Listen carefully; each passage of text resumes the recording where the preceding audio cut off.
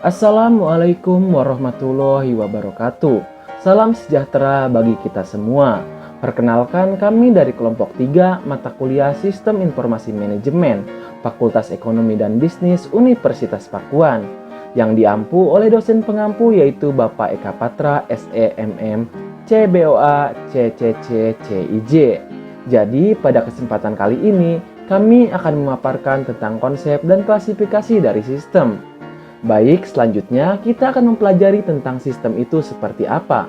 Menurut O'Brien tahun 2005, sistem adalah sekelompok komponen yang saling berhubungan.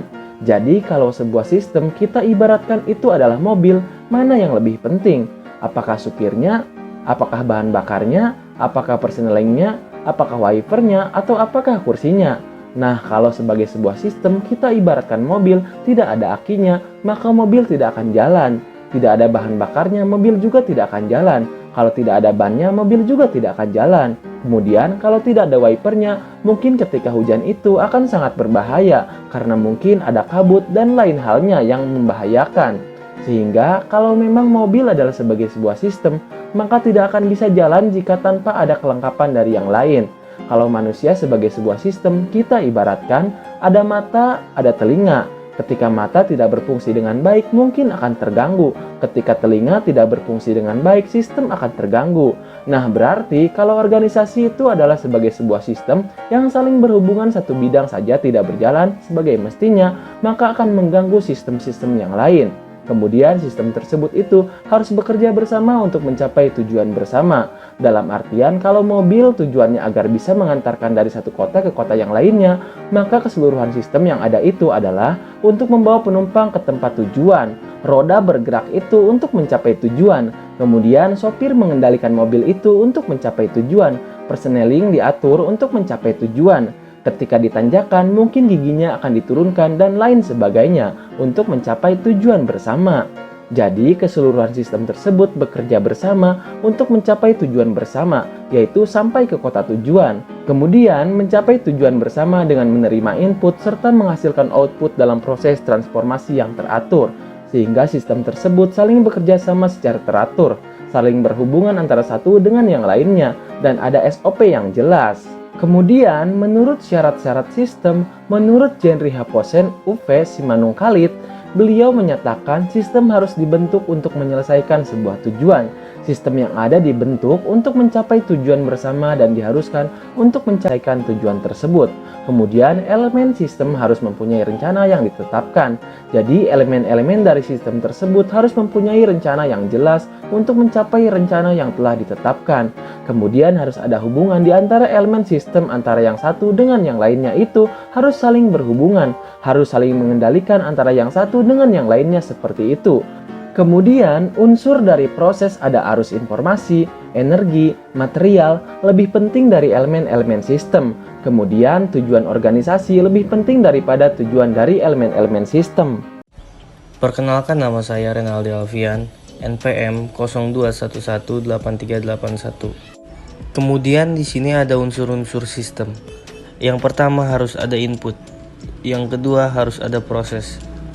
Kemudian yang ketiga harus ada output.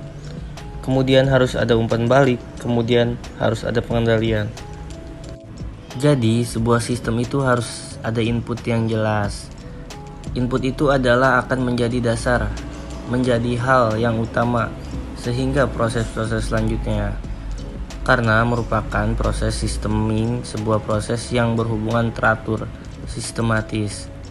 Maka input itu adalah sebuah trigger sebagai sebuah elemen dasar yang nanti akan diproses menjadi output, umpan balik, dan pengendalian.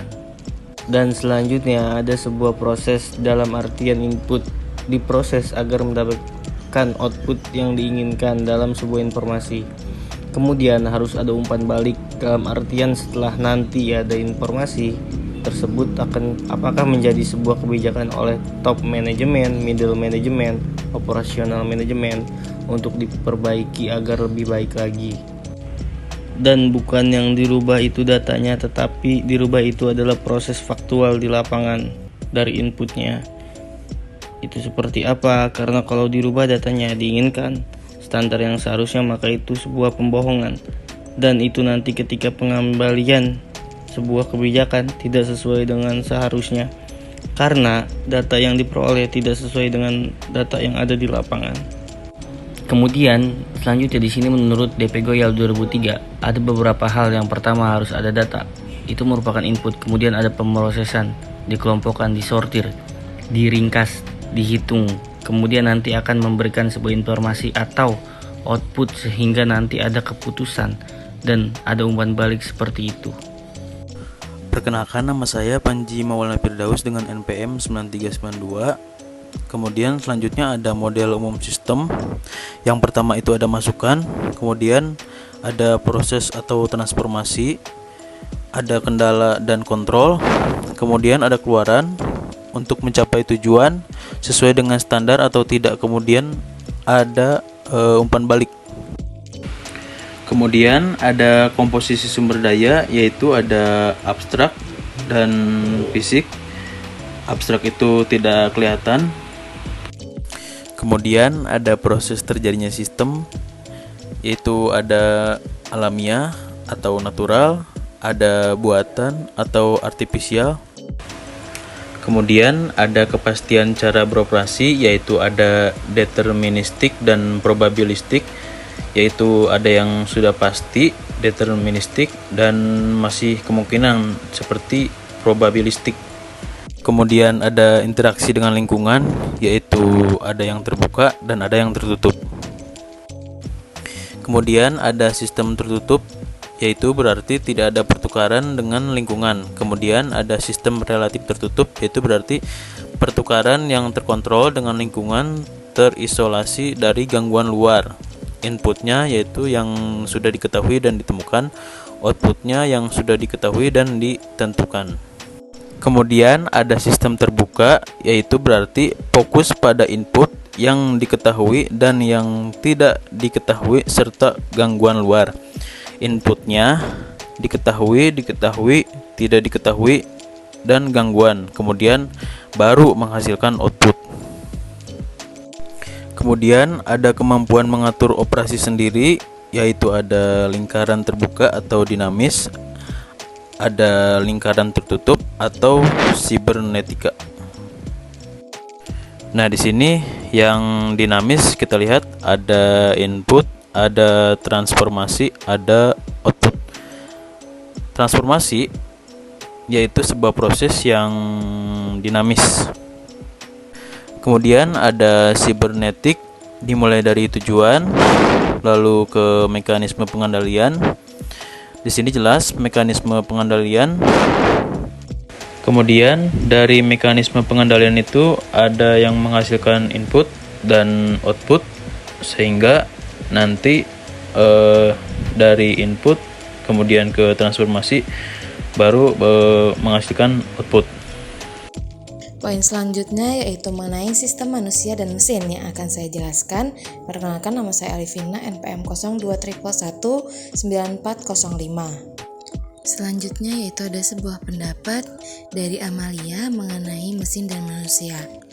Kombinasi antara salah satu atau beberapa manusia dengan satu mesin atau beberapa mesin, di mana mesin dengan yang lainnya berinteraksi untuk menghasilkan keluaran-keluaran berdasarkan masukan-masukan yang diperoleh.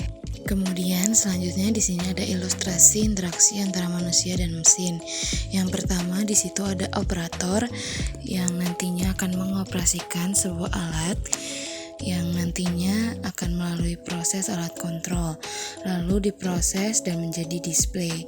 Nah, nantinya display ini akan menjadi sebuah bentuk fisik yang akhirnya menimbulkan persepsi terhadap operator atau seseorang. Selanjutnya ada jenis hubungan manusia dan mesin. Di sini ada 3 hubungan. Yang pertama sistem manual mesin, hubungan manual atau manual man mesin system. Dalam sistem ini sini, input akan langsung diinformasikan oleh pekerja atau manusia menjadi output. Lalu yang kedua yaitu ada semi-automatic man-machine system. Tidak seperti halnya pada manual system, mekanisme khusus yang akan mengolah input atau informasi dari luar sebelum masuk ke dalam sistem kerja akan diolah dulu oleh mesin. Jadi di sini sudah sedikit digunakannya tenaga manusia. Lalu yang ketiga yaitu ada automatic man-machine system. Pada sistem ini semuanya berlangsung secara otomatis. Maka di sini mesin akan melaksanakan dua fungsi sekaligus, yaitu sebagai penerima rangsangan serta pengendali aktivitas. Dan di sini manusia hanya sebagai operator. Yang tidak lain dan tidak bukan hanyalah memonitor atau menjaga agar supaya mesin tetap bekerja dengan baik. Kemudian selanjutnya di sini ada pengertian dari data dari beberapa pendapat. Ada yang mengartikan bahwa data yaitu terdiri dari fakta-fakta dan angka-angka yang secara relatif tidak berarti bagi pengguna.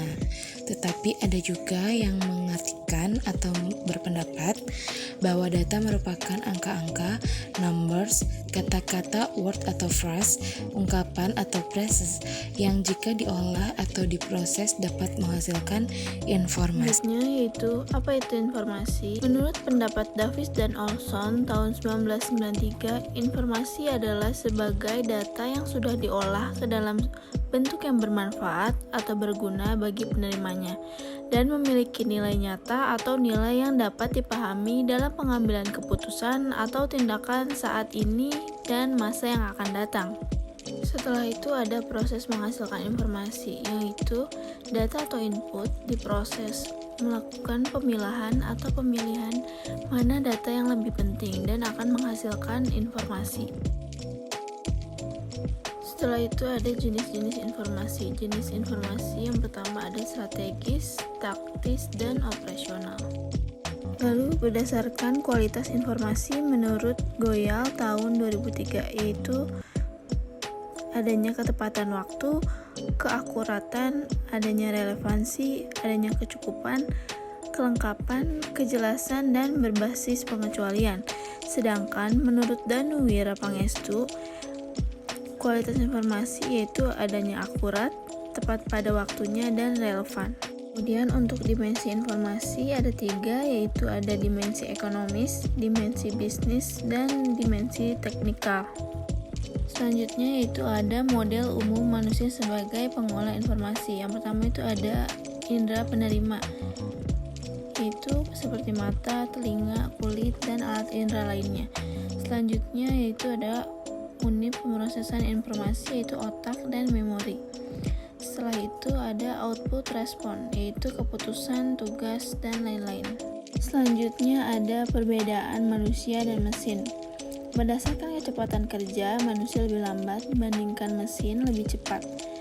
Berdasarkan tenaga, manusia lebih kecil, terbatas, dan berubah. Sedangkan mesin dapat diatur, besar, dan tetap.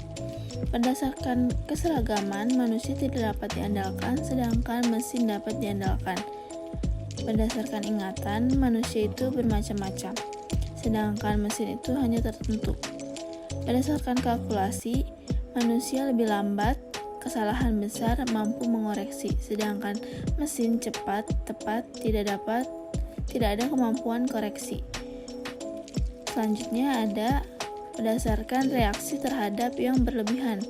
Terhadap manusia itu degradasi, sedangkan pada mesin itu kerusakan tiba-tiba.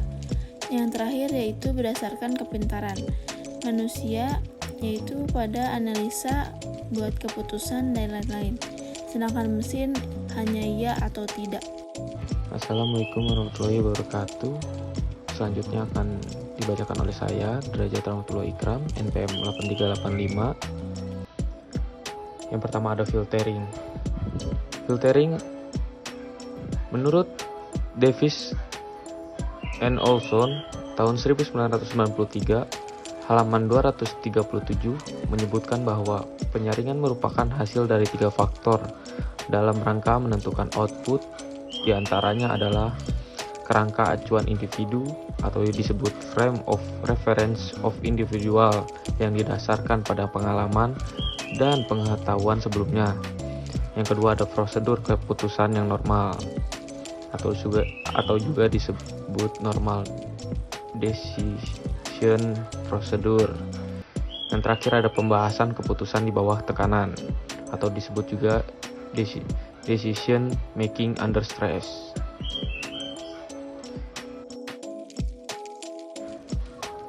Selanjutnya ada model Newell-Simon. Input dibagi menjadi memori jangka pendek, pemroses dasar, penerjemah, output menjadi memori jangka panjang, memori luar menjadi kertas, papan tulis, VDT.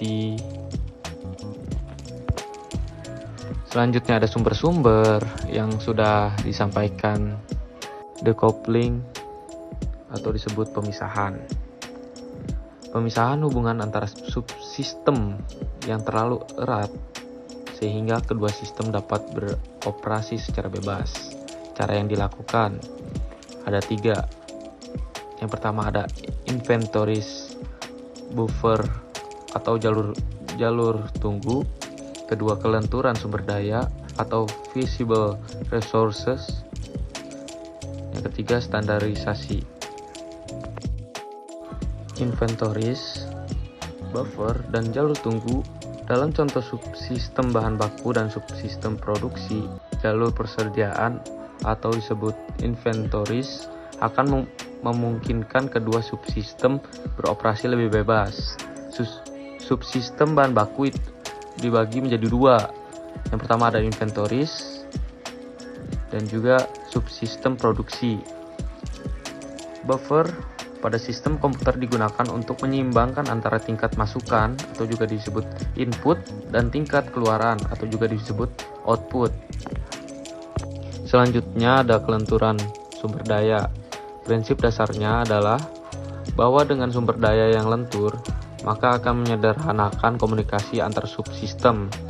Contoh, organisasi yang menggunakan konsep gabungan, sistem analis, dan programmer akan mempunyai kelenturan lebih besar dalam memenuhi kebutuhan daripada organisasi dengan jumlah orang yang sama, namun memakai sistem analis dan programmer secara terpisah.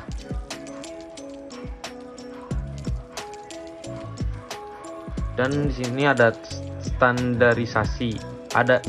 Adanya standarisasi standar. Standarisasi biaya memungkinkan sebuah subsistem dirancang dengan sedikit komunikasi.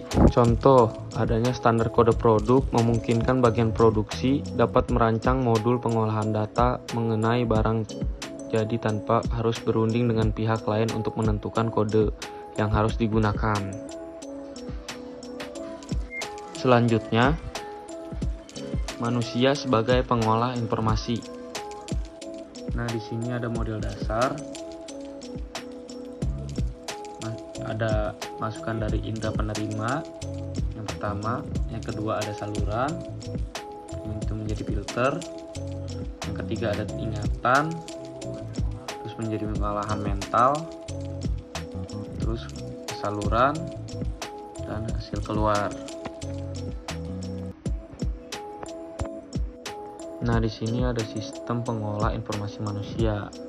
Yang pertama ada pengolah, yang kedua ada indera masukan atau sensory output, yang ketiga ada penggerak keluaran atau juga disebut motor output, dan ingatan jangka panjang, long term memory, ingatan jangka pendek short term memory, dan terakhir ingatan luar juga disebut external memory. Dan juga ada keterbatasan manusia sebagai pengolahan informasi. Yang pertama ada keterbatasan dalam pengolahan data. Yang kedua ada keterbatasan dalam menemukan perbedaan. Yang terakhir ada keterbatasan dalam